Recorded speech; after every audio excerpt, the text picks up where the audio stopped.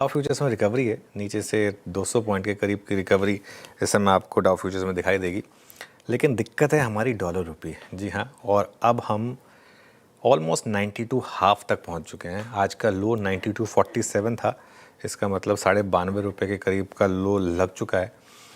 और एफआईएस की ध्यान रखिएगा 7,000 करोड़ रुपए पर डे की एवरेज सेलिंग है। ऐसे में क्या ये लेवल्स डिफेंड करना टफ होगा, आरबीआई की क्या अप्रोच है, ये सब तो समझ लेते हैं लता मैम से। लता मैम, ये 92 हाफ हो गया ऑलमोस्ट, अब क्या 100 की तरफ जा रहे हैं अब हम? वैसे अब आज हमारा फॉल बाकी के एशियन करेंसीज के मुकाबले कम है, 0.3% है। लेकिन अगर ऑफकोर्स आप मार्च फर्स्ट से देखेंगे तो हमारा फॉल 1.5% है। आज बाकी के एशियन करेंसीज कुछ 0.5% के ऊपर गिरे हैं। हमारा करेंसी थोड़ा कम गिरा है, but that is entirely because reserve bank इतने डॉलर्स बेच रहे हैं।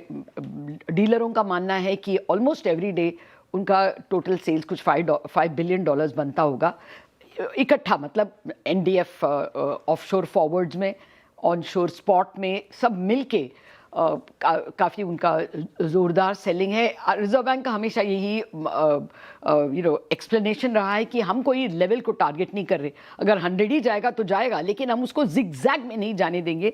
हम उसे जेंटली फॉल इंश्योर करेंगे ताकि बहुत वॉलेटिलिटी ना हो, जिसके वजह से मूड ख़राब होता है। लेकिन मूड वैसे भी ख़राब है, और ज़्यादातर ये फॉरेन सेलिंग की वजह से है।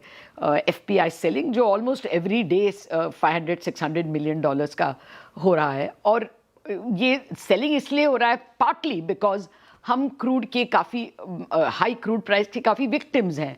हमारा वो बहुत बड़ा इंपोर्ट बिल है, और क्रूड अभी $100 क्रॉस हो गया, और डॉलर इंडेक्स भी 100 पार कर गया, तो हमारा बिल उतना ही बढ़ता है।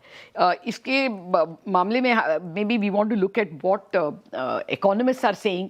उन्होंने FY27 के जब एस्टिमेट्स बताए थे जस्ट 1 मंथ बैक, फरवरी एंड में, उनका एस्टिमेट्स था, अजम्पशन था कि क्रूड का प्राइस $65 होगा for the rest of the year, that is FY27। अभी उनको ये मान के चलना होगा शायद $80-90 होगा एवरेज।